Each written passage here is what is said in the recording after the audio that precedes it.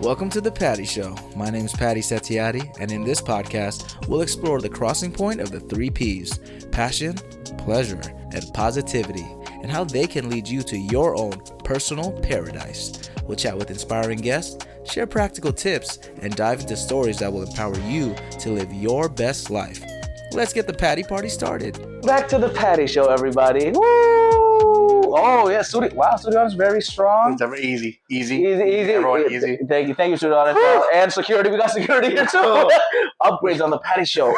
We're on episode 40, y'all. Crazy to say. Episode 40, pleasure, personalized bliss. What a great title. Shout out to ChatGPT. My brain. Welcome back, everybody, to The Patty Show. Before we continue on this episode, if you guys didn't watch the previous episode, it was a birthday special recap. It was, released June 5th, my birthday. So shout out to everyone sending all the love and everything. And if you want to see a little recap of, it will be 38 episodes before that.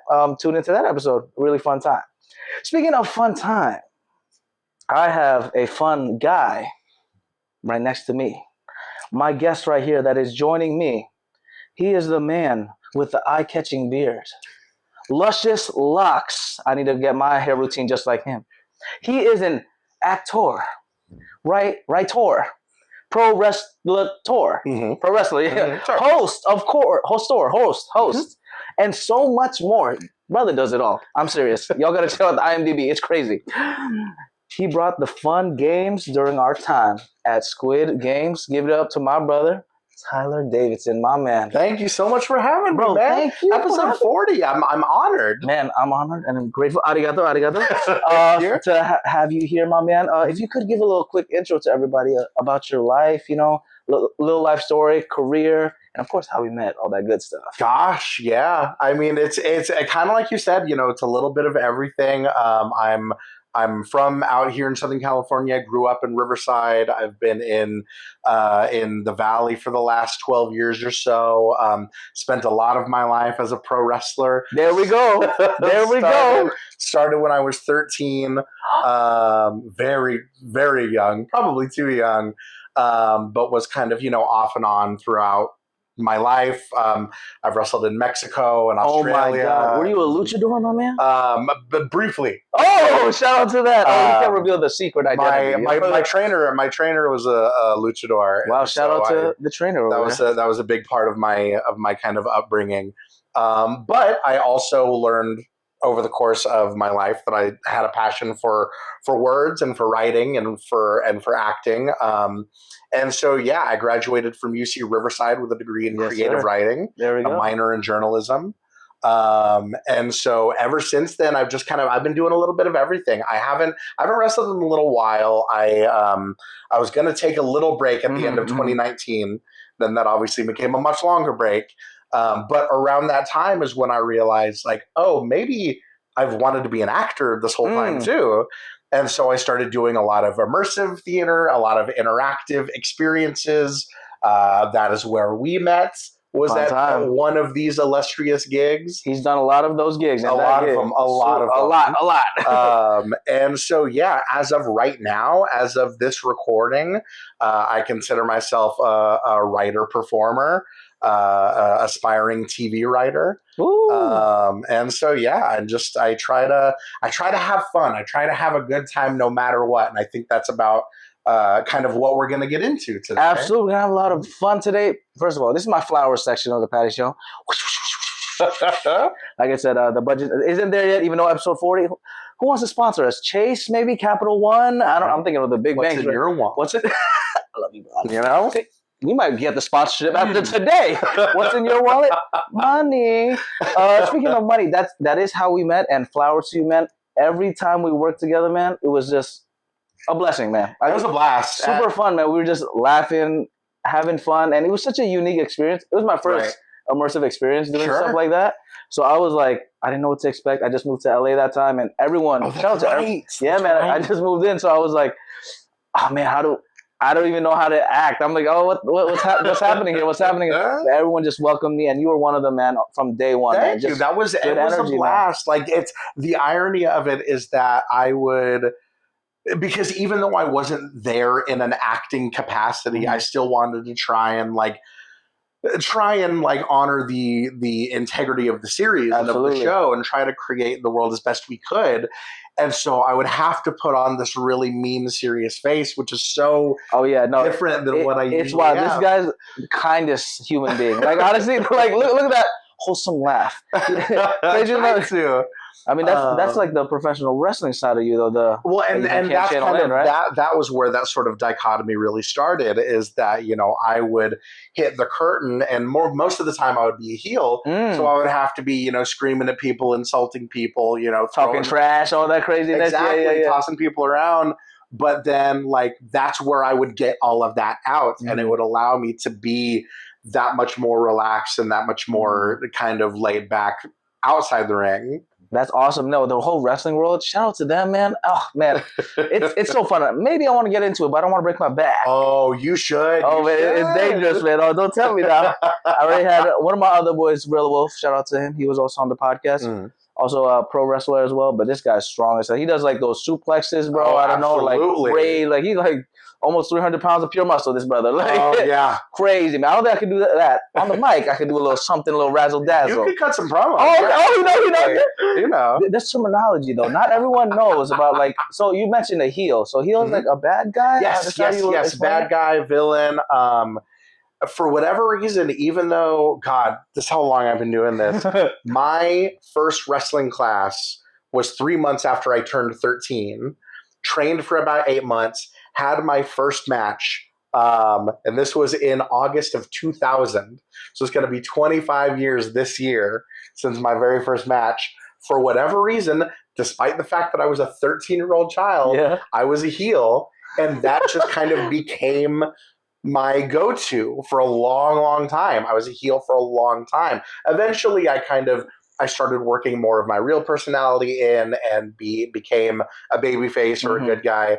But I had much more experience being a heel, and it's more fun and it's easier. It's a hell of a lot easier to get a crowd to hate you than it is to get them to like you. Yeah. What is it called? Like being over with the crowd? You gotta get over. Gotta get over the crowd. Yeah. And like now, like I said, I haven't done it in a while, but it's getting harder and harder to get over because the bar has been raised so high, man, that it's like it's tough showing wrestling fans something they've never seen before. But you try, and what I realized is that the character stuff and the promos and like the acting, I realized far too long after the fact that like, oh, that's the part that really speaks to me. I would always gravitate towards guys that were much bigger on character than they were on like in-ring work. And so that's kind of where I'm at now, is like I realized a lot later than a lot of other people do in LA. They're like, oh, this is kind of something I want to do. And so here we are. There we go. You do a lot of work. You do a lot of voice acting as well? A little bit of voice acting. I mean, look at that luscious voice right there, nice and smooth, just like the hair. Speaking of hair, what's the routine, my man? If I could get mine to look like yours. Come on, he's me to that. I'll pay you later about that. I got you. What is it, coconut oil? Man, no. It's, I gravitate towards like tea tree oil. Oh, hold on, tea tree oil? That's my favorite, because you get that tingling going on. Like a little minty. It sort of refreshes. It's sort of like that's my if I had any advice, that's what it is. Tyler. Well, I'm gonna have to try that out actually. So what is it? Is there a specific tea tree, or is it just a tea tree just the brand? Anything with tea tree oil in it, like an extract, it'll give you that nice kind of tingly feeling, and it'll refresh you in the morning. It'll rejuvenate you. Tea tree oil is the secret to luscious locks, y'all. That's how you do it. Success, prosperity, blessings, all that good stuff. Tea tree oil, sponsor the Patty Show. There we go. Is there a certain brand that you enjoy? It's not sponsored yet, but no, I wouldn't say so. Just look for anything with tea tree oil in it. Yeah, I'll have to try it out. It'll give you a nice like minty sort of wash, Because I've done the tea tree, not tea tree oil, but like a minty sensation. Yes. I usually like going a little coconut. Ooh, I love that. Milk. I love that. Because I don't know, I love the smell of it. I think of like islands, paradise, all that good stuff. That's usually my vibe. But maybe mixing I don't know. how it would smell. I feel like that'd be a lot. Who knows? Experiment. We'll see on the next episode of Patty Show. If my hair looked amazing, you know why. Tea tree, oil. Man, but beyond the voice acting, you also do some hosting as well, huh? I did. I haven't in a little while, but there was a while I was hosting for a network called AfterBuzz TV. AfterBuzz TV. Tell us a little bit more about that. If y'all have ever been to the movies and seen Maria Menounos before the movie starts, she's the one, her and her husband, Kevin Undergaro, they started a network called AfterBuzz TV. It was a network dedicated to after shows. And so, there's a period where like Talking Dead was really big and like after shows, stuff like that. Yeah. So they had this idea where it was like, what if we had a network that was dedicated just to after shows? And Maria Menounos being a big wrestling fan, there was a big wrestling crossover. And so some of their most successful after shows would be wrestling after shows. Wow. And so after a while, some friends of mine were hosting for the network. They were doing the Monday Night Raw after show, and they brought me on like almost like a consultant kind of, like, let's get someone like that's a wrestler in to talk about the show. And I just kind of fell in love with it. And so I was on the Monday Night Raw after show for a long time. Wow, okay. And then after a while, I wanted to branch out. And because, AfterBuzz was a huge, huge network with after shows for any show. All types of genres and whatever, yep. And so I wanted to branch out. And so I was like, look, any panel that there's an opening on, put me in there. And so I was a host on American Ninja Warrior, Houdini and Doyle, American Grit, Pitch Slap, which was a reality show about high school a cappella competition. Oh, great. Very specific. Just literally anything. Yeah. And like the further it was from my wheelhouse, the better. And I was just like, I just want to flex my skills as a host and grow. And then eventually I started becoming like lead host on a lot of those panels. The Purge was another fun one for the Purge TV series. And so, I did that for, I would say a solid maybe like 5 years or so. Oh my God, wow. Okay. I was a regular host starting in 2015. And then they were going full steam pretty much right up until the pandemic. They're still doing stuff. AfterBuzz is still doing stuff, but not in studio stuff anymore.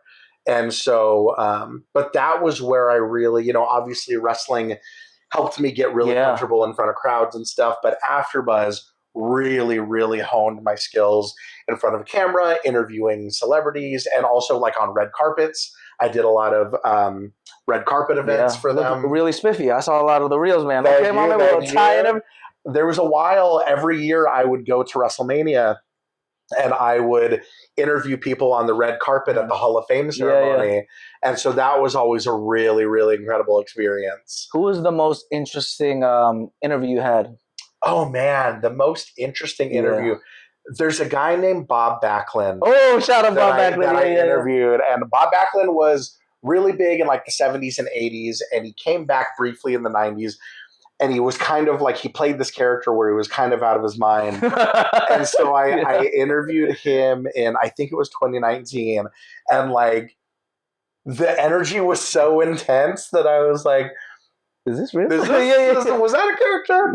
But but it was someone that I grew up watching and had such a connection with, like as a kid. Like there were a lot of moments like that. There's a picture, I think, on my Instagram of me next to Braun Strowman. That's crazy. Like, he's a massive. It looks like twins, like Arnold and Danny DeVito, just towering over He's like, me. How tall is he? Like 6? He's got to be almost 7 feet. 9, 6'10". Almost 7 feet. Like this massive. He's one of these pro wrestlers. Massive. Enormous. You'll recognize him for sure. This guy is insane. I saw you also interviewed AJ Styles. Yes, that's right. That's my boy. One of my very, very first interviews. So that was in Dallas. That was when he was still in the indie scene? No, that was he had just signed. Ooh, then he was hot then. So this was 2016. This was my very first WrestleMania I had ever gone to in Dallas. And he had just debuted in January at the Royal Rumble. And that was crazy, man. That pop. Oh my God. Absolutely. Woo! And so we were doing Media Day. There's a thing that they do during WrestleMania week called Media Day, where they get everyone out. It's like 7 a.m. and they just line up all of the outlets just one by one by one by one by one. And they send wrestlers down the row and they just do interview after interview after interview. Wow. So God bless them for doing that so early. But yeah, so that day I got to interview AJ Styles. I got to interview Sasha Banks. Yeah. Absolutely. The balls right there. So good. That's amazing. So when you interview all these people, are they in character or what's that terminology called? Kayfabe. Kayfabe. There we go. Wrestling is tough. Like, it's gotten to a point now where like you can kind of halfway sort of be in character, sort of kayfabe people. It's enough about wrestling is known now that it's not quite so like it's not such a closely guarded secret. But especially the digital era now, it's so easy for people to pull out a phone like, oh, the Undertaker is taking off his makeup. But if it's an official WWE interview, like they'll still be a little kind of cagey about it.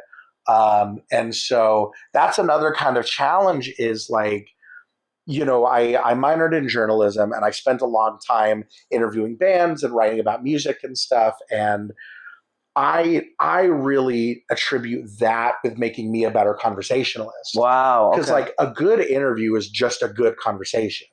Like you don't want to, the thing that I would always get in the trap of when I first started and the thing that I would see a lot of people do when they first start writing is like they have their list of questions and they just kind of rattle them off one by one by one by one by one, no matter what the answer is.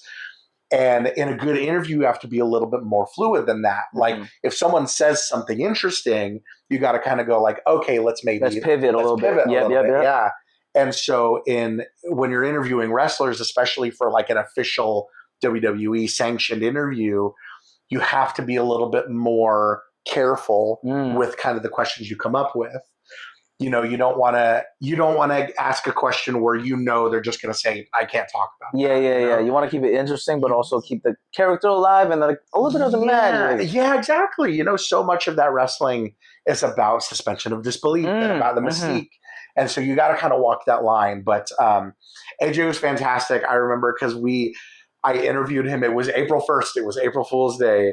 And I threw in, I was like, well, it's April Fool's Day. Do you have any like favorite pranks? And like he's like, you could tell he's kind of like a goofball. Like he's a goofball. So he's just like, are you thinking about doing something? I didn't see that. I was like, dang, you better not hit him with the Styles Clash. Exactly. But those were fun. Those were really fun interviews. Yeah. No, I love that. That whole world, man. Because that's why I'm here in LA. Everything in entertainment, but specifically like hosting, presenting, that world is just, it's addicting. It's addicting. It's like just talking to people, getting to know people, having a fun time, and just exploring more. I like how you also mentioned how writing helps a lot with it. Yes. And I've come to realize that's very true because I suck at writing originally. So, you know, it's been helping a lot just writing stuff down and just putting the reps in, honestly. It just, it takes time. People think stuff just happens overnight and it's not always the case. You know what I'm saying? Kind of backpedaling a little bit back to the AfterBuzz TV, man. I wanted to learn more about that segment producer stuff that you were doing. Oh, sure. Yeah. So when you... At AfterBuzz, when you would put in enough time there, you would be kind of in like the lead host position. And so most of the time AfterBuzz TV panels were 4 people and you would have kind of like a round sort of like desk and you would all just kind of like chat about the show and about like theories about where you thought the show was going to go. But when you were the lead, when you were like the main host that was kind of controlling the flow, you were also basically like a segment producer. And so you would, a lot of different after shows would have like special segments just to kind of like, just to keep things fresh, you know, just because, especially if there's people that would listen to a lot of after shows, you wouldn't want it to all kind of sound the same thing. And so you would want to vary it up a little bit. You'd want to, you know, oh, like we've got the special segment here, blah, blah, blah, blah, blah. And so it would kind of be up to you to sort of control the flow of the discussion and, you know, rein everyone in, especially, you know, if you had like a newer host on the show, you would want to give everyone equal opportunity to speak, you know, get some unique takes out there, things like that. But just really that's what it was about, was just kind of controlling the flow of the conversation because that was one of the tricky things is like, You're having a conversation with 3 other super fans about the show that you love, but you're also making a show. You're making a podcast. You're making something that people will listen to, consume also, on their way to work the next morning or something like that. And so you want it to be engaging and entertaining too. And so that was the challenge. And that was really, like I said, it was another one of the things that really helped me with honing my skills in terms of being an on-air personality. Absolutely. And that's beautiful. You talked about how, like, there's a lot of passion, and passion is great. You know, that's what the Patty Show is about: passion, pleasure, positivity. But when you have so much of that passion that you're playing with, it's hard to kind of, I guess, hone on it and focus it, because especially nowadays, TikTok, 5 seconds, done. Attention span is out the window. So I can't imagine now. You have to really just hone all that passion into that little clip. That's why I love podcasts so much, because you can kind of take your time with it, talk about random things and jump around. But do you have any tips on like doing more like short form content stuff based on that? Do you have anything like that? Oh man, I mean, I've never been one to do that much, but I guess if anything, it's just like, it's the same advice that always worked so well in wrestling and in hosting, really anything else. It's just like, find out what makes you, like, it seems cliche, but it's like you said, people have so many choices. They've got so many options. It's as easy as just like swiping up to the next video. But if you land on the thing that really makes you, people will take notice. Like I don't know if this so much applies. This is more long form, but like one of my favorite shows on the internet is Hot Ones. Oh yeah. And it's because like not only is it fun to watch, but Sean Evans is an incredible interviewer. Like you watch these compilations of people being blown away by the research that he does, and he asks these thoughtful questions, and that's what makes him unique, is that he's got this format, but he's also asking incredibly provocative questions. And so, that's really what it is. If you're making any sort of content, just like find what you're passionate about. Like, don't try and do like, oh, what's hot right now? What do people want to hear about? Find what you're passionate about. And then the other people that are passionate about that will gravitate towards you. Absolutely. I think it's also like the patience aspect of it. Yes. Because, following trends can be cool, and sometimes it does stick if you're lucky, right? You just randomly follow a trend and whatever, but what ends up happening is you lose the essence of that content or the show, and then eventually the imposter will come out from all the craziness. Right. Man, I have a lot to ask you about your backstory, man. Please. There's still so much I want to know. University of Western Australia? Oh, yes. Oi. Oh, man. Shout out. One of my all-time favorite experiences. So this was, I was going to UC Riverside at the time. And this was, 2008 to 2009, around the time that I was thinking about this. A friend of mine, a guy named Damian Slater, an Australian wrestler, one of my favorite people, wrestlers, absolute incredible. He had come over here. He had done a few matches for a promotion called the Empire Wrestling Federation, which was where I started. Okay. And so we had that in common. The study abroad program was coming up. I knew I wanted to travel. I had never been out of the country before. And so in my head, I thought, well, and this was so dumb and presumptuous of me, but in my head, I'm like, well, if Slater can put in a word for me, maybe I can wrestle out there while I'm going to school. Ooh, I like the way you think. And so because he had worked for a place called EPW Perth. Okay. And if you don't know about Perth, is one of my all-time favorite places. Beautiful, huh? But it's an extremely isolated major city. Like there's no other major cities for a long, long time. And that's on the west side of Australia, right? Yes, that's on almost the entire western half of Australia is the state of WA or Western Australia. And right on the west coast is Perth. And so I was like, well, Slater's worked for EPW Perth. Maybe I could get some work there. Yeah. And so so I talked to him about it, and he says, oh, yeah, sure, I'll do my best. And again, I had no business asking this of him. To this day, I owe him so much for even doing that. But I applied, and they didn't get back to me for a long time. Wow. And part of it was because nobody really applies to go to Perth. Interesting. So they were like, "Are you sure?" He's like, "Did you pick the right they were application?" Like, "Did you know?" Yeah. You know where this is, right? And I was like, "Yeah, I want to go to Perth." Yeah. And so they were like, "All right." And so I got selected, and so yeah, I spent, God, from July to November of 2009. Okay. Going to school out there and wrestling out there. What? And wrestling? They let you wrestle out there too? So here's the thing. Let me see. So Slater had put in a word for me with EPW. The guy that was running EPW, a guy named Davis Storm, an absolute saint, just like one of the sweetest humans you'll ever meet. I shoot him an email. God, I'm like about to get on a plane from Sydney to Perth. Yeah. Because what had happened was all of the different people from all of the different UC campuses that were doing study abroad in Australia all did orientation in Sydney. Oh, right? Okay. So we're there for 5 days. This is, okay, here we go. So we do that for 5 days, and most of the time it's just drilling, just like, here's how to live in Australia, here's how to, like, you know, like all these different kind of like essentials. Yeah. And then the last day is sort of like it's a free day. You do what you want. At one point we saw the Opera House and we saw Harbor Bridge and stuff like that. And they were like, after that, do whatever you want. Most people were, you know, going to bars. They were partying.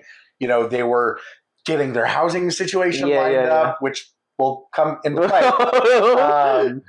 Me, instead, I'm like, let me find a wrestling show I can get on. And so I get on a show, a place called PWA in Sydney.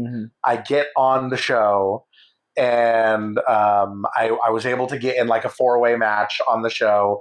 But by the time I get back to my hotel, it's way too late to do any sort of like looking into my housing situation or anything. Oh, man. I was doing this so irresponsibly because I was using McDonald's for free Wi-Fi. Oh my God. But by the time I got back to my hotel room, and this was 2009, remember, by the time I got back to my hotel room, McDonald's is closed. I have to fly to Perth in the morning. Oh my God. So I'm on the plane not knowing where I'm going to sleep that night. And so I was luckily, it ended up working out. I land in Perth. Again, I taxi to the nearest McDonald's.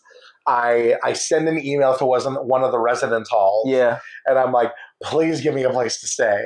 And they're like, all right, we can put you up for about 5 days, but after that, you're on your own. So I'm like, okay, that's fair enough. Damn, shout out McDonald's, man. McDonald's Wi-Fi. And so I'm at the University of Western Australia for this week. I'm trying to find my housing situation. Problem is, this is going on so long. I'm so sorry. No, I love this. The problem is I'm only going to be in Australia for 4 months, but every apartment wants a minimum 6-month lease. And so the whole week I'm using the residence hall's computer lab and just nothing. One day I'm literally just wandering aimlessly on campus. I run into some friends of mine from other UC campuses that I had met in Sydney at orientation. And they're like, hey, we're on our way to this apartment. We're not able to take it, but do you want to come with us? And I'm like, at this point, what else am I going to do? So I'm like, sure. And so I go with them. I meet the girl that lives there, who is this Irish girl named Jen. And we talk about the lease and about the cost, and everything lines up. And so I move into that apartment 2 days later. And Jen, to this day, is a friend of mine. We were just talking the other day.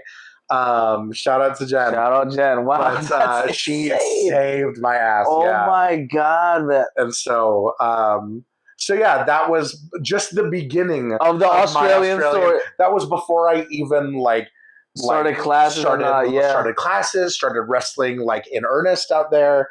Wow, man, that sounds crazy, but that sounds also like good omens that you were gonna have a fun time. Yes, yes. Sometimes in life you have those moments you're like, man, what the hell? How am I gonna do anything? I'm like, well, I don't even know where I'm living. You're on a flight. You're probably like so paranoid. Like, what? I'm gonna be sleeping on the street. I'm in the air from one end of a country I've never been in to the other. Exactly. And I'm just like, don't know. I'll sleep somewhere. and that's where like this like blind optimism comes in. And that's the beauty of it, honestly. And traveling, oh man, it teaches you that a lot. I recommend everyone to try traveling, whatever, solo traveling. I love traveling solo traveling. That's the best, man, because you learn so much about yourself, other people. You do. And then you have a lot of those moments where you're like, oh crap, I'm in a country, at least, you know, the language was the same. That at least. When it's in different languages, oh Lord. Shout out to people who actually like have the balls to do that. Oh man, I mean, I've done it when I did like Europe a little bit, but with Google Translate, it's easier. So I can't imagine like early 2000s or like when like you couldn't find McDonald's Wi-Fi. Exactly. You know how hard that is? Oh my goodness. Speaking of travel though, what are, besides Australia, any other fun trips that you've been to that really like impacted you? Oh man, I mean that was obviously the biggest one. I spent in 2017 I spent a month in Europe. Oh wow. Okay. A friend of mine named Eileen, she's from Hamburg, Germany originally, but she was living in London, and we had talked a lot about me coming out there and kind of like seeing Europe for the first time. And she was like, look, I'm going to be visiting my family in Hamburg for a while. You can just stay in my flat. Wow. In London. Shout out, there. Man. We love I'm just like, absolutely. Say less. And so I planned this trip where I go to Europe for 30 days. I had one backpack with me. We love that. Do not do that. It's a terrible idea. But I was so hell-bent on like trying to save money on baggage. I'm just like, I'm fine. I can take one backpack and shove every piece of clothing. Yep. Terrible idea. And so I was in London for a while. Nice. I went to Germany to see her. And so I was in Berlin.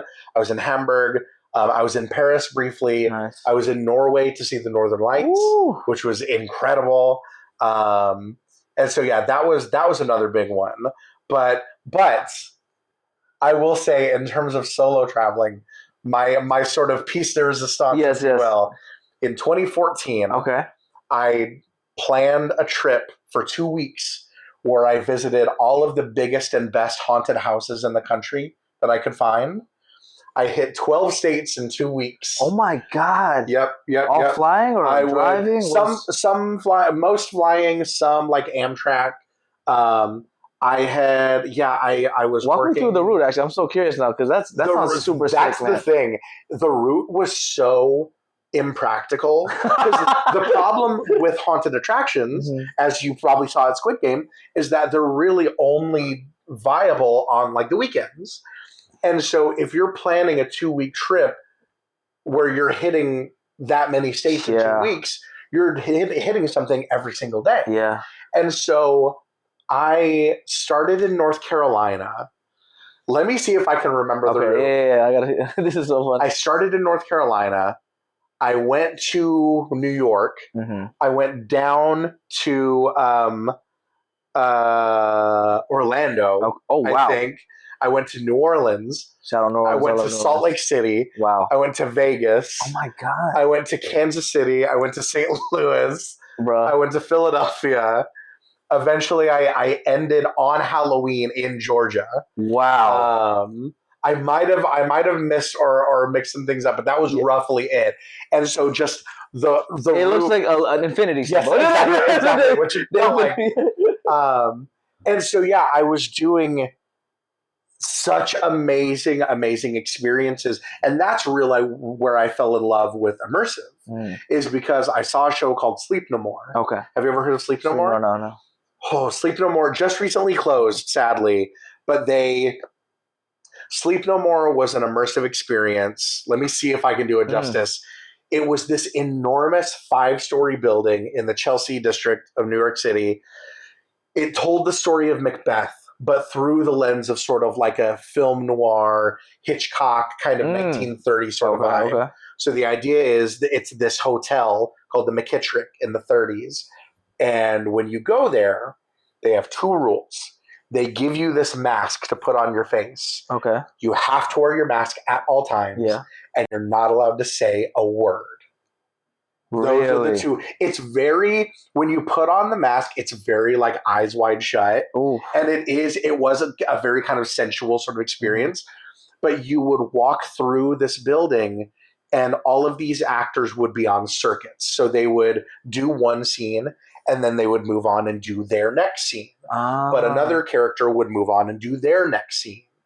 And so you could either follow that character like for the entirety of their circuit, or you could break off and follow another character. Wow, that's so cool, man. Or you could like stay behind in a room with no actors and like look through the drawers, look through the cupboards. Oh my God. Because there would be world building in every single like corner of the room. There was a candy store, like storefront, where all of the jars had real candy in them. That's attention to detail right there. It was a level of world building and it was a level of immersion that really made me fall in love with the medium. And because up to that point, I knew that I loved haunted houses and I knew that I loved theme parks. I didn't realize that the common thread linking those was immersive design, was immersive storytelling and world building. And the idea, and it's something that's followed me throughout my whole life, whether it's, I loved magic as a kid. I briefly took classes at the Magic Castle and then I was a wrestler, and it's all coming together. The common thread with all of these that fascinates me to my core is the idea of suspension of disbelief and the idea that all of us as rational, free-thinking adults can all come together for 2 or 3 hours. And even though we know it's not real, we can all collectively decide to pretend, what if it was? What it would be so much more interesting if it was. You know, if you go to a haunted house, you know that's not a real chainsaw. You know you're not in any real danger, but you still see people screaming and running for their lives. That's me. I'm agree with you. That's me. When you said all the horror stuff, I was like, "Woo, man!" Last October we were with my fam. Shout out to them. We did the haunted hayride, and I was already scared. I can't lie. I was already scared. I was peeing my pants. Shout out to 13th floor. Yes. Oh goodness, I can't, man. But that's also it. Like what you said, the suspension of like disbelief.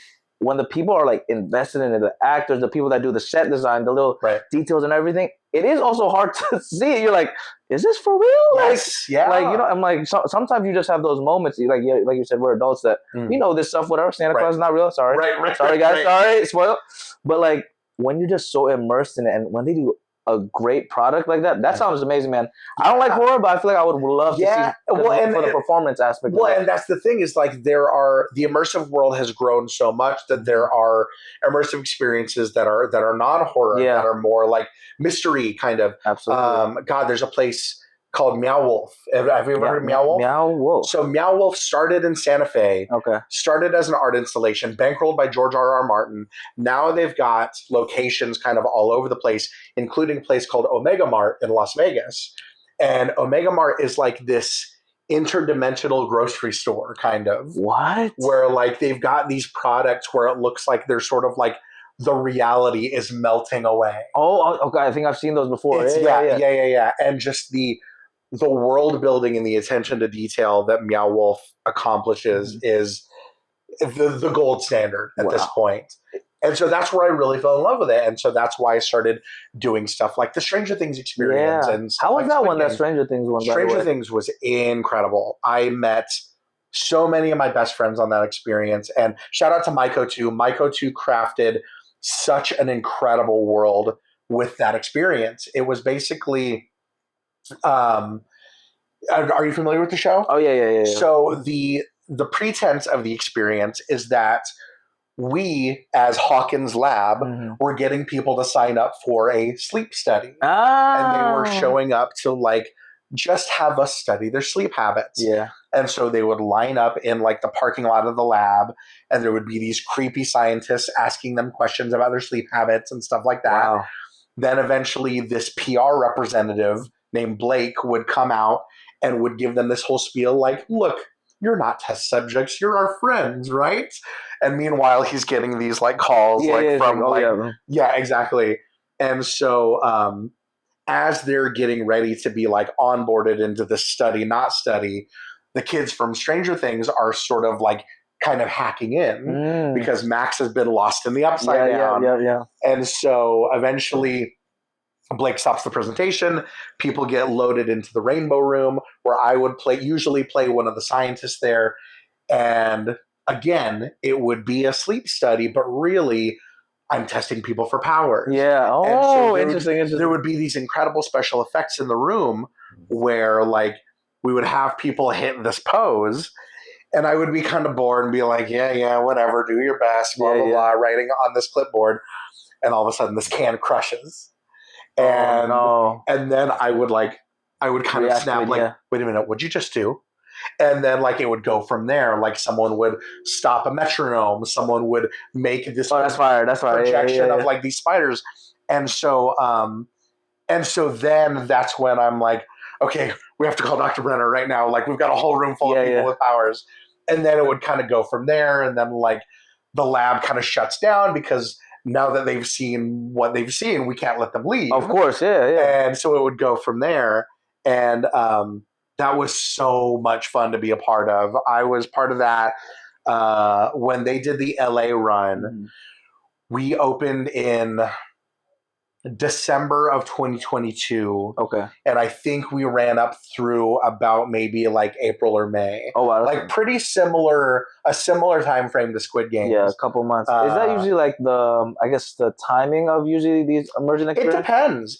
It depends on the IP. It depends on the experience. And the money, of course. A lot of it just comes down to like just dollars and cents and like, you know, are people still coming out? That's true. I think one of the things that worked against us is that because of the size and the scope of the experience, it required a space that was so big that we were working out of this warehouse in Montebello. Oh, wow. Okay. And, you know, it was a fantastic facility that was big enough for our needs.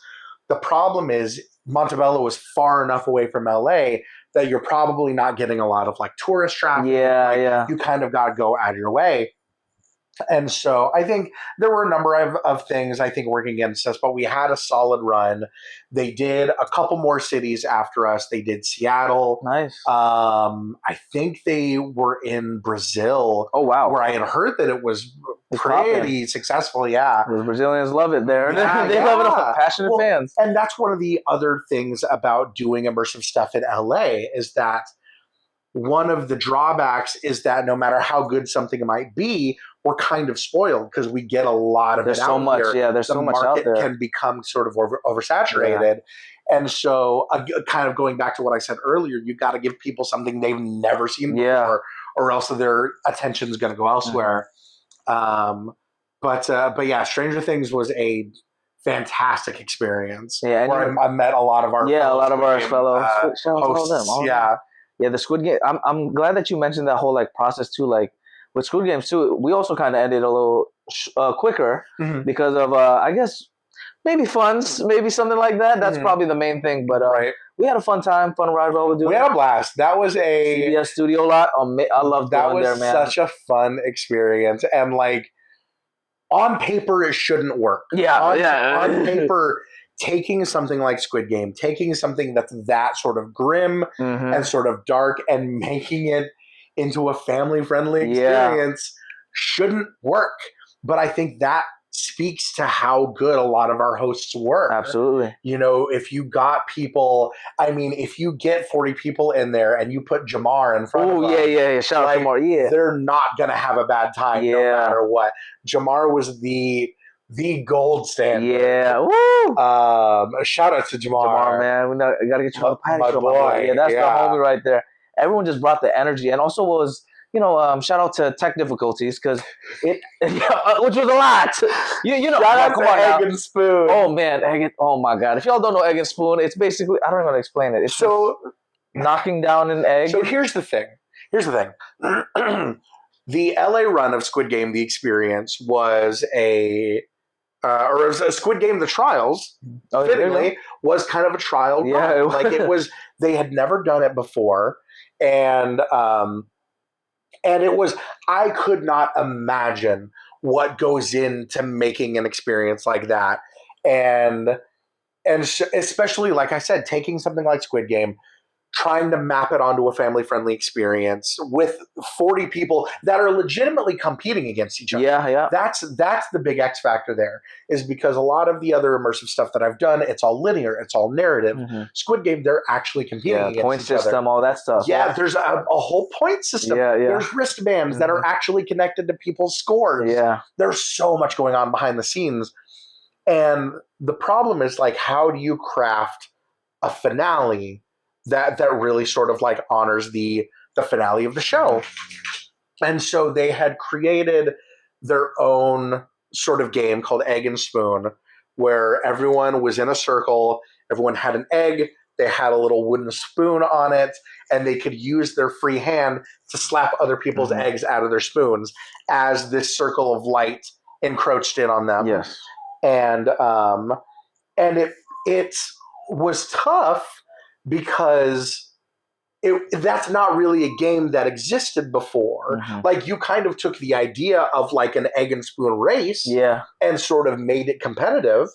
But it was also, that was the room that I was stationed in. The reason I'm such an expert in this He's seen like is because that's where I was stationed, because for whatever reason, the tech in every other room was like, hit a button and then move on, or maybe hit 2 buttons and then move on. At most, For whatever reason, Egg and Spoon, was like a series of 8 different button pushes. You'd hit one, then you'd hit that one again, then you'd hit the second one, then you'd hit the second one again, then you hit these 3 in succession. Oh my God, man. And then if someone won, they would get a choice as to whether they wanted a prize or whether they wanted to give a prize to everyone else. And make everyone survive. And so there would be 2 different buttons depending on what choice they made.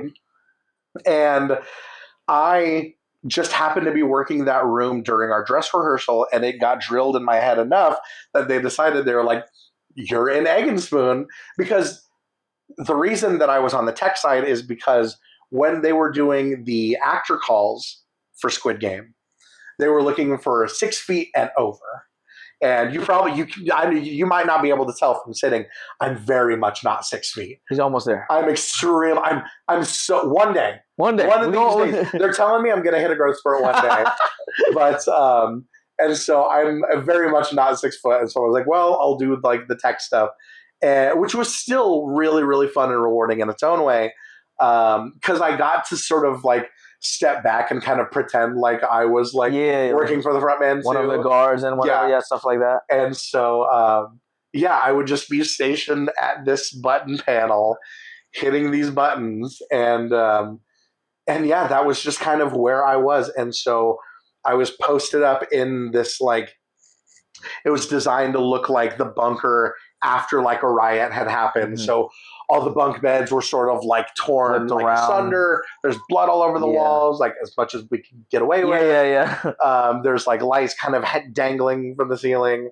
But yeah, that's how a lot of people's Squid Game experience ended, was in Egg and Spoon. Yeah, Egg and Spoon, man. I've done a couple of those, doing all the buttons, and like you said, every other room, 1, 2, 3, next. 1, 2, 3, next. This one's 1, 2, 2, 2. Sometimes it's 3 again. And if you press it wrong, oh my days. Oh no. Oh, it just ruins it. It's so hard. Poor London. Oh my God, shout out London. Shout out to London. One of my favorite performers of all time. He would. There was one time where the tech wasn't working with us, and I was trying to hit the button to just make it skip. Yeah. I didn't realize it was just starting over from the beginning. No. So poor London. And London is mouthing along with these words. And so London gets fed up and just starts doing the robot. Because this was a straight up like Milli Vanilli, girl, you know it's true. Yeah. If people are old enough to get that reference, it just kept skipping to the beginning. But London, oh man, everyone, we put our heart and soul for this project, because we did. The tech stuff, shout out to all the people that fixed it when we could, but that actually helped a lot, though, with, like, imagine improv. You got to think on your feet. Thinking on our feet. A lot of us, especially whether it was tech side or in the, like, hosting side and everything, you just have to play along with it. And I think the best is when they don't realize that it's broken, like the people doing the experience. Right. And they're like, oh my God, it's part of the experience. And then we're just like smirking. That's the best. That's like best case scenario. If you can fool people into thinking like, okay, that's all just part of the show. Because like that goes back to my wrestling training. It's like, it's only a mistake if people notice. Absolutely. That's the main thing. People don't know. One of our show director for Stranger Things, this guy, Tom Vanucci, he would always, his favorite thing to say, and it was always one of my favorite things, is like, the audience doesn't know what they don't know. Absolutely. And in wrestling, you know, guys that are green or inexperienced, one of the most common mistakes is like, if they mess something up, they get in their own heads and they immediately try it again. And it's like, you're just telegraphing to the audience, like, we just messed up, let us try that again. But you just kind of move on and you make it go with the flow. You make it part of the show. Even if you hit a botch, right? Right. If you botch, yes, exactly. That's like a mistake, right? If you botch, you didn't really. Yeah, you didn't really do it. Unless it's like an injury based one, those are scary. Sometimes there's no way around it. Sometimes botches happen. It's, you know. It's just part of like the improv. It happens to the best of us. Staying quick on your feet. And going back to the improv, my man. So last time I did see you was for when I was doing the audition for Groundlings. Shout out to Groundlings. Yes. We love you all over there. You told me a little bit off screen about your Craigslist story. Shout out to Craigslist. That's also how I found the Amazon wishlist games over there. So shout out to Craigslist. We love Craigslist has to sponsor this show. Actually, if you know what to look for, there's still gems. Absolutely, there's so many gems out there. I found a subtitling job that I was at for subtitling job? 9 years. Subtitling, like local. Oh, subtitling. Yeah. I was there for about almost 9 years. That was a job I found on Craigslist. Wow, insane. Yep. But I had I was looking for a job, and Groundlings was looking for an office admin, and I found it on Craigslist, and it's one of my favorite jobs I've ever had. I love that. It's a fantastic institution. I started taking classes there. Absolutely. Like, bias aside, I genuinely kind of fell in love with the Groundling style. The methodology and everything. It's what sets them apart from other comedy schools. Absolutely. And I think that style is what helps me now so much with character creation and with making strong choices in immersive experiences. You know, because the Groundling style is all about being grounded in reality. It's not so much about weird things happening. It's normal things happening to weird people. It's comedy of the who versus comedy of the what. This is a disclaimer. I am not an instructor. I am not a teacher. I am just parroting what I have heard from the geniuses that teach there. But it's comedy of the who versus comedy of the what. And it's making strong, memorable choices. Yes. That's why so many characters, that's why Pee Wee Herman, Elvira, they started as Groundlings characters. So, yeah. Now, that whole, also, I think they hired you because of like I said, the beautiful hair and the beard. Of course, the luscious locks. The beard is a little bit closer than I usually keep it just because it's been getting so hot. Okay. Usually it's a little bit fuller than this. But the beard, oh my God, that's my safety net. That's I have had a full beard since 2013, and before that, I had a goatee since 2002. Ooh, goatee! Actually, I haven't seen my chin in 23 years. Shout out to that. It's been. Since I was in the Crucible in high school. Oh man, well that beard I recognized because when it was like this flower seed, my man. That day I was super nervous. I just came from my restaurant job that I was working. Okay. Took the bus. I'm like, Groundling School. I'm gonna try it. Try the little audition. If y'all don't know, it's like it's free. Anyone can do it. So lots of people from different backgrounds. There's like some people from marketing, some people that are like librarians. I think I had someone that was like a firefighter that just like, hey, that sounds about right. I'm just gonna try it out. I come in, I'm like, wait a minute, there is no freaking way. That's such a funny coincidence. Yeah, such a good vibe. He gave me the little extra energy because I did pass the audition, so shout out to that. There you go. You know, extra the hair. The hair. It was the tea tree. Exactly. Yeah, I felt the aura. I was like, I need to lock in. I need to lock in. You gotta lock in. No, but it was such a fun time, man. And honestly, I gotta say the classes. I've been kind of busy with everything. Of course, but you're busy doing the show. I'm trying, man. The Patty Show, of course. And my boy Cody's just going crazy around here. I might have to move him around. Cody, we're gonna have to move you over here, buddy. Okay, thank you very much. Okay, so Cody's chilling down over there. What's the chair? Okay, Cody. Sorry, buddy. Okay, Cody, come on. There we go. All right. Okay. We're back again because Cody's oh, hold up. Let me we're back again. We had a little intermission. Shout out to my boy Cody. We're back. Improv. It's improv. That's what it is. Exactly what we're talking about. But Rowling School, man, shout out to everyone over there, man. The energy was so fun. I love doing the improv because of, I don't know, I'm sure you know this. Whose line is it anyway? Of course. That's, man. Oh my God. I grew up watching so much of the British original. Both my grandparents on my mother's side were from the UK. My grandfather was from England. My grandmother was from Scotland. And so I grew up on a ton of like Monty Python, Benny Hill, the original Who's Line, a lot of British humor. And so that's where I really kind of fell in love with just comedy in general. Was a lot of that. Wow, everything's just like connecting together. I love that, man. Connections everywhere. And that's how we connected. Shout out to that, the blessings. True. And we were just catching up with a lot of stuff. Let's get to the talking points of the show. Yeah, I told you, I get distracted. I love learning so much. But this is a perfect kind of transition. Our first talking point, pleasure detox, my man. Interesting. Okay. Detoxing pleasure, how do you prioritize self-pleasure in your life? You're a busy man, do a lot of stuff, a lot of writing, comedy, some wrestling still. Not in a while. But it's just still there for sure. Okay. I mean, I've always been about doing whatever it is that makes you feel good and doing whatever it is, as long as you're not hurting anyone else. Like, unless you're wrestling, you got to hurt the other. I mean, come to the territory. Body slam once or twice. Right. But when it comes down to it, like, you just, like I said, as long as you're not hurting anyone else, you do what makes you happy. This might be weird, but I'm going to go ahead and say it. Go ahead. When I was younger, I was really fascinated with alternative philosophies, religions, stuff like that. I started reading a lot into Satanism. Okay. Yeah. I'm gonna need to pull out this cross now. But what I realized about LaVeyan Satanism is that it really is about self-pleasure, and it's about as long as you're not hurting anyone else, doing what it is that makes you happy. And so that's always kind of resonated with me just as a philosophy in general. It's like, if there's something you love, there's no reason to deny yourself.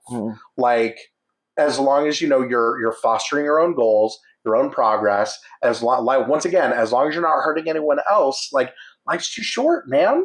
And so one of the other influences, and it's kind of out of left field, if you've ever seen the movie Yes Man, Jim Carrey, that movie has always kind of like struck a chord with me, because it's like, I collect stories. I love collecting experiences, especially experiences that nobody else has done before, and like trying to just like live these crazy things that give me these like stories.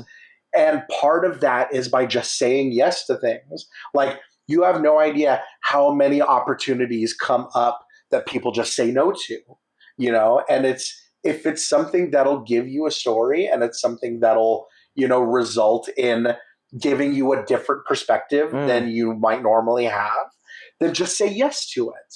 And so that's kind of how I always look at it, is if I'm faced with a choice, if someone says, just to throw out a random example, like, hey, we're going to go take, I don't know, swing dancing lessons or something like that. Like, yes, absolutely. Always yes. Because what the hell else am I going to do? What am I going to sit on my couch? Like, play more Overwatch? Like, no, like there's always time for that. And it goes back to like the improv principles, how the whole yes and. I pay attention, but I pay attention a little bit. But I think that's a really good philosophy. The same stuff might be kind of tough because, my mom's in Bible school and all that stuff. So I can't say too much. That's on me. Take the credit. Different long-haired guy with a beard. But no, that whole idea of like, also you have to prioritize yourself, honestly. it's that analogy of like you can only pour onto others if you have a full cup. Yes, exactly. You know, if your cup is empty, I could give you all the water, but if it's just air, like right, what are you gonna do with it? Yeah. So you have to really prioritize the pleasure, like we're talking about, and saying yes to a lot of things it's a superpower. Yeah, and just like try to like, especially for me, something that also goes hand in hand with that way is like doing something that scares you. Like that when I first started taking improv classes, still to this day they terrify me.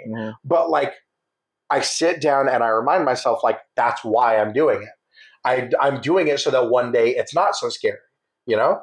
And so so that's what I would say is say yes and do things that scare you. I love that, man. Super inspiring, man. Our second talking point, we're going to talk a little bit about blissful moments now. I love that. Okay, blissful moments. My question for you is, how do you incorporate pleasure now into your daily life? Now, for the application process, do you play Overwatch? Do you... man. That's more of a stressful exercise these days. My hand-eye coordination is so bad, I can't play it. Right. It's crazy, man. No, most of the games I play, I'm not nearly good enough at games to like be kind of centered while I play them. Maybe a little if I play a lot of like Marvel Snap on my phone. Okay. And so maybe a little then. But honestly, a lot of it is like guided meditations for me. And like trying to start the day. And this was such a hard habit to get into. I start the day whenever I can with a few things. I try to drink a glass of water as soon as I can. That's awesome. I try to just like sit with my thoughts, take deep breaths. If I can find like a guided meditation on like YouTube or one of the, you know, like mental health apps, something like that, just something where I can listen and I can calm myself down and I can just focus on that for, I don't know, 10 minutes. And then my partner has been teaching me how to read tarot. Oh, okay. And so one thing that will help kind of center me at the beginning of the day is giving myself just a very simple tarot read. Just 3 cards, past, present, future. You know, what does the day have in store for me? What is kind of recent kind of events have in store for me? And all that is to say that clarity is kind of where I feel that bliss. Is like I feel refreshed, I feel energized, I feel like ready for a new day, and I feel like whatever like detritus from the day before is left in there, the cobwebs have been kind of cleared out. Wow. And so that's how I like to incorporate it, is like right up top. Because if I don't do it up top, I'm not going to do it. Yeah. And so I try to do it right up top. And then I just go from there. And yeah, that's where I think I've been finding it. Wow. Is just in my sort of morning routine. I feel like that also that tarot world right there, man. Yes. That's how you pronounce it, right? Tarot? Tarot, yes. I thought it was tarot for a second. I didn't want to get it wrong, but it's like tarot, like the purple yam. Oh. Yeah, it's taro. Oh, tarot. I see. There we go. See, that's every time you say, I was like, taro? I'm thinking about the, shout out, Asian American Pacific Islander History Month in May. All that stuff. Arigato, all that good stuff. But so that tarot card reading, so your partner has done it for a while then? Or? Yes. They are incredible at it. They really, when we started talking about it a lot, they really enlightened me in terms of like, it's really just a form of storytelling. Okay. You don't necessarily have to memorize every single card in a tarot deck. It will take forever. And also like each person is completely different. And I am very, very, very much still learning, very much still a beginner. But the thing that really spoke to me about it is sitting with someone, trying to read their energy, read their vibes, and put that together with the cards in front of us or between us, if depending on if they're across the table, and weaving a story that makes sense for them. And again, I am very much not an expert, so I'll stop there. But look up the Muse Project on Instagram. Okay. They're just a phenomenal tarot reader. Wow, that's fascinating. Now, the whole tarot reading, maybe I can find my wife through You never know. Is that how it works? You can like predict some stuff? It's not telling the future. That's like fortune telling. That's different. It's different. Okay. Some people people can use tarot cards for all different sort of things, but what I like to use it for is like these are elements that could be strong in your personality. Okay. These are things that you maybe should look out for in the near future. It's not so much telling the future, but these are things that you could do well to look out for. But again, not an expert. Not just yet. An expert. We'll be back for part 2 of the episode. Right. He's going to teach us all. Right after he shows us the tea tree oil. Like during it. Exactly. That's the segment. That's what we have tea tree tarot. Right. Tea tree tarot. That's my niche. That's it. There it is. That's what it is. No, you do like the ASMR with the cards and then just I got you some ideas. Not bad. Hey man, there's something there. Producer Patty in the house. You know how we do it out here. This final talking point, man. Bliss. I just love that word, embracing bliss. What final advice would you give to people out there that are on embracing pleasure? Like any advice to prioritize doing it, especially like you got a crazy schedule out there, man, doing all that kind of stuff. But how? Any other advice you would like to give to those people? Just always make time to check in with yourself. It's easy for us to get bogged down, especially out here. So many of us are people pleasers. And, if you're doing stuff for other people, that's fantastic. Make sure to check in on yourself too.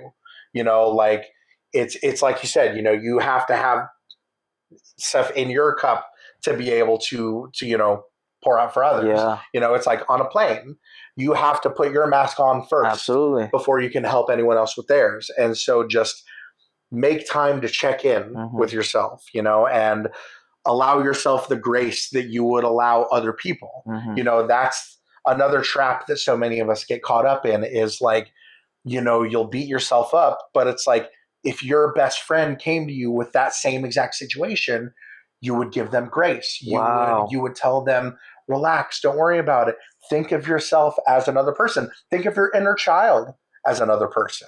If your inner child came to you with a problem, you wouldn't say, suck it up, get back out there, keep hustling. Unless you're a heel. Unless you're a bad guy, There are heels out there. But I guess that's what it would be, is just allow yourself the time and the grace to check in with yourself. That's a beautiful world. We're all just doing our best out here, I love that word, man. Grace right there, man. He's a pastor too now. Say it as a pastor. And then what we have on the necklace right there? The Ankh. The Ankh right there. The Ankh? What's the Ankh? So the Ankh, this belonged to my great uncle. My great uncle, Uncle Robbie, who had passed away. He was from Scotland. Oh, wow. He was a nurse from Scotland. Wow. And he had this, and the Ankh is really prevalent in Egyptology. Oh, it did look like something like that. Yes, okay. Exactly.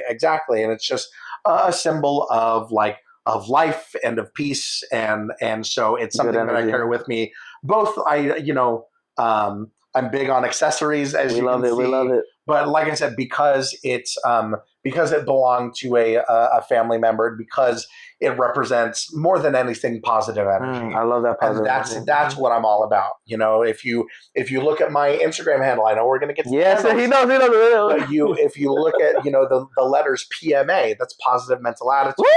That's what I'm all about right there. I love it. And he embodies it, y'all. I thought when I saw this, I was thinking Egyptian. I'm like, is he part black? And I was like, I don't think I went that deep with it. I was like, don't tell me you can say it now. No, I was. Don't say it now. I was super big into Egyptology. Okay, I loved the Mummy and Stargate and stuff like that, and so this has always had a special place in my heart. Oh, that's awesome. I was like, you can never guess nowadays. You can never guess. And with acting, commercial acting, I always put ethnically ambiguous. Back again. Woo! Shout out to the front man.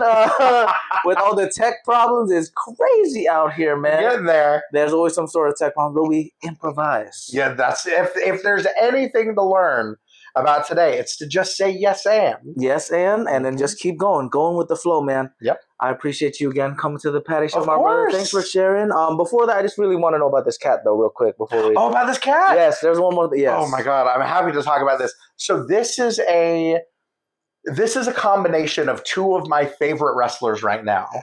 It's a shirt for a wrestler named Danhausen. Okay.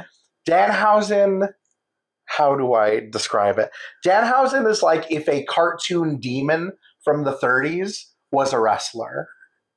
Just look him up. Danhausen, Danhausen. Love that Danhausen. And then this shirt was designed by a wrestler named Lee Moriarty. Okay. Tiger Style. Okay. Look up Lee Moriarty. He's wrestling in Ring of Honor right now. But yeah, and so it's a Danhausen shirt designed by Lee Moriarty. Wow. And both of them are incredible wrestlers. Man. Yeah. Well, just like you, I love the highlight reels. I've seen some of the moves right there.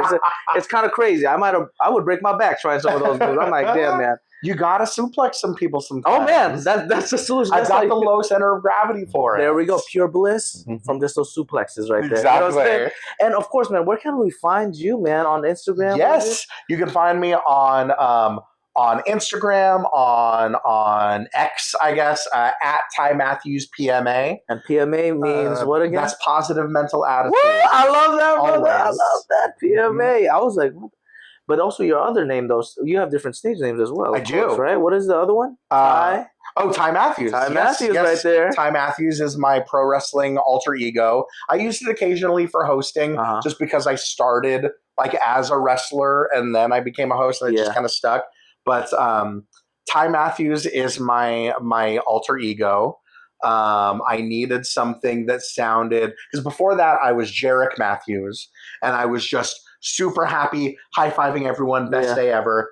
And then they asked me, they're like, what would that character look like as a heel? And so I was like, well, I started thinking, I was like, well, he might be a motivational speaker. He might be a cult leader. He might be an influencer that peddles toxic positivity. I like the way you think. Ty Matthews wants everyone to smile no matter what. And that's not healthy. And so he's developed this philosophy of hyper-optimism where you will be well or else. Or else the steel chair is coming. Exactly. You know what I'm saying? A little elbow drop. Oh my goodness. So that's Ty Matthews. Oh man. Any other fun projects you want to share that's coming out soon? I'm just writing right now. I'm working on a pilot right now. That's best of luck, my man. That's sort of inspired by my time working for the U.S. Census Bureau. Oh man. But we'll does see. It all, I swear. We'll see. We'll get there. In the meantime, Delusion. We didn't even talk about. If Delusion happens this year, I'm not entirely sure yet. If it does, come on out and see it. It's always a fun show. But yeah, as of right now, I'm just writing, just performing, just trying to vibe, man. Doing the thing, and then also giving what is it? The 3 letters. PMA all day. PMA all day. On the Patty Show, that's how we do it. Passion, pleasure, positivity for our personal paradise, y'all. Arigato, all the good stuff. Man, love that. I'm grateful for you, man. Again, I love that. Thank you for having me. Big 40. You know how we do it. The show's over the hill now. You know how we do it right there. We just stay consistent and have good vibes, stay blissful, and even if you don't know where you're gonna live or sleep, you'll find a way. Have faith. Have faith. And give yourself a lot of grace. Right. I love that. I love that you mentioned that, man. And say yes and. Yes, and there we go. We're going to end with the show with our favorite word, arigato. Thank you. If you guys don't know, in Japanese means thank you, because I'm super grateful for you and all the good energy, my man. Thanks again from the bottom of my heart, man. Absolutely. And, arigato. Let's leave the good vibes and positivity with the arigato on 3. 1, 2, 3. Arigato. There. Thanks for joining me on this episode of The Patty Show. I hope you had as much fun as I did exploring the crossing point of the 3 Ps: passion, pleasure, and positivity. If you want to keep the Patty Party going, follow us on Instagram, TikTok, YouTube, and all social platforms at Patty Show Podcast. Share this episode and leave a positive review. PattySatiati.com/podcast, as well as pattyshow.podbean.com, have got more of your Patty Show needs. In the meantime, keep passionately pursuing your personal paradise. Arigato.